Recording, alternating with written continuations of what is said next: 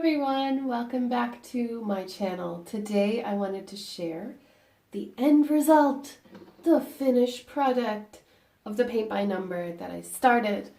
I think I uploaded the video maybe a month ago. And my intention was to create a series of time lapses of me doing a paint by number.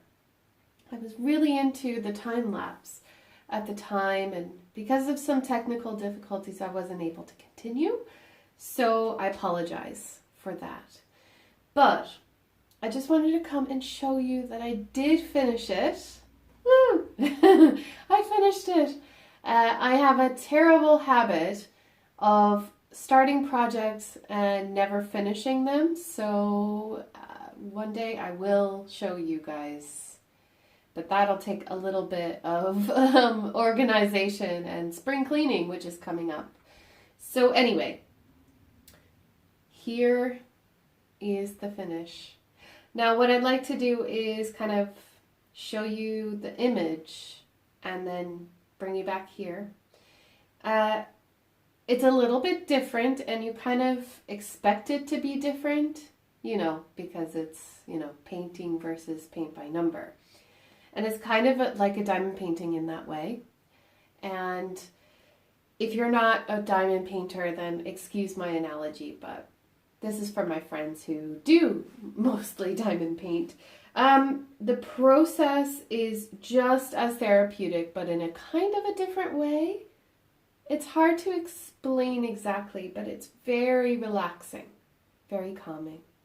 And if you can try to get yourself to not be so perfect about it, it makes it even better. So what I mean is, I'm a perfectionist. I really am. I'm like, oh, if I got to do something, I've got to do it right. I've got to make sure I hit all the bullet points, whatever. Now, I'm trying to relax that part of me a little bit because it's not fun. It's not fun for anybody, and it certainly isn't fun for me either. So what my advice would be, if you have never done a paint by number, or if you did and you put it down because you didn't want to finish it because it wasn't good enough, please take my advice and don't paint within the lines. It's not important. The lines are there as guidelines, but they're not there to cause anxiety. So I struggled at the very beginning, and I have fixed some of those mistakes. I tried to go a little too far outside the lines, and I really had to fix it. But just looking at it, you're not going to notice. I'm going to notice, but you're not going to notice, and that's kind of that's kind of all that matters, really, right? No, I'm just joking. But I have to say that for a small piece, for a very inexpensive price, I'm very, very happy.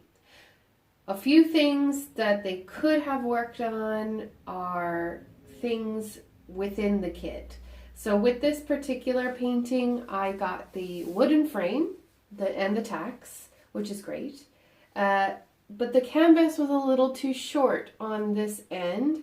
So that, in my mind, that's just a little bit of an oversight, which I can work with. The other thing is that there weren't any instructions anywhere, so I had to guess at stretching canvas on the frame. I'd never done that before. Turned out fine. Now, the bottom, I'm probably going to have to paint a little bit, come down and paint to the edges, but that's okay. I can do that, and it just means more crafting time, right? Another thing I didn't realize when I started is that you don't have to, I read a lot, I read a lot before I do crafts, and I read that a lot of people run out of paint, and I was like, how? I'm barely using any paint. But then I realized that if you don't use enough paint, you can have problems too. So when that happened, I was using less paint than I think I needed. And while there was some areas where that worked, in the darker areas, you could really see through to the canvas. In fact, you can still see some brush strokes and stuff where I haven't gone back and fixed it. And one of the main reasons that that it was so hard was because there wasn't any duplicate copy of the canvas to tell me what color goes where. So I had to guess. And there were dark browns and blacks as well as grays for this painting. And I'm pretty sure, like I could see some areas where I think I used the wrong color on top of the right color. So at the very end, and I'll insert a clip here, at the very end I created an inventory sheet for myself. So I just went ahead and labeled 1 to 23, and I put the color of the paint to dry next to the number so that I had an idea that I could match up on the canvas and see, well, it's not black, it's brown, so it must be 19. And then I had a lot of leftover paint, as I said. I think the only color that I nearly ran out of was number 4, which is that light cream color for the sky. But trust me, at the very end, I went back and I colored in a lot of the lighter areas because I didn't want any lines to show through. From a distance, you're not going to be able to see that anyway, so it doesn't matter. Up here is some Japanese in, a calligraphy style, but if you look closely, I don't know if this is the right angle, guys. If it's not, I'll put in a picture. But up here, it doesn't really look like Japanese when you're looking at it on the wall. So something else that could be done is you could just copy the script and paint it on yourself over top of this, which I intend to do because I think it kind of looks silly with the 3 different colors and kind of blocky. But that's, again, me being a perfectionist. You certainly don't have to do what I do. Overall, I think this is really, really cool, and I can't wait to hang it up on my wall. And when friends come over, I'll be able to tell them about it, and I think it's kind of neat, So if you're interested, if you haven't seen the unboxing of the paint by number kits I got, I will link them in the end screen so that you can see if you want to go check that out when I got them, where I got them, and how it came to me. And then I'll also include the link to the time lapse if you like those sorts of things, because they're kind of relaxing as well. But anyway, guys, that is it for me showing you my paint by number kit, which I really enjoyed, and I do recommend it.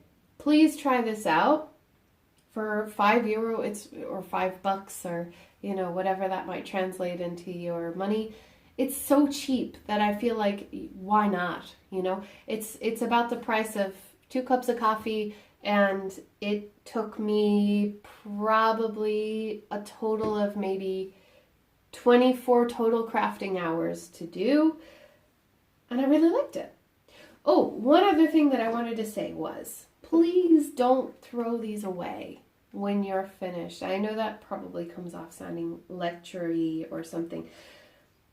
We are crafters, and we can find other ways to use these paints. So what I will do is I'm going to keep these, and I'm going to find a way to put these paints to use.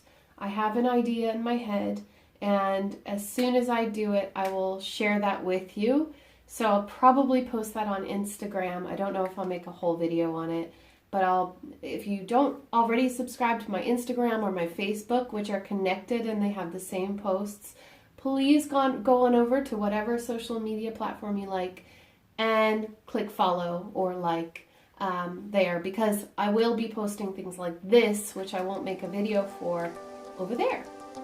So with that being said, guys, thank you so much for coming over and having a look. And if you liked it, you know what to do. I will see you all in my next video, and take care, everybody.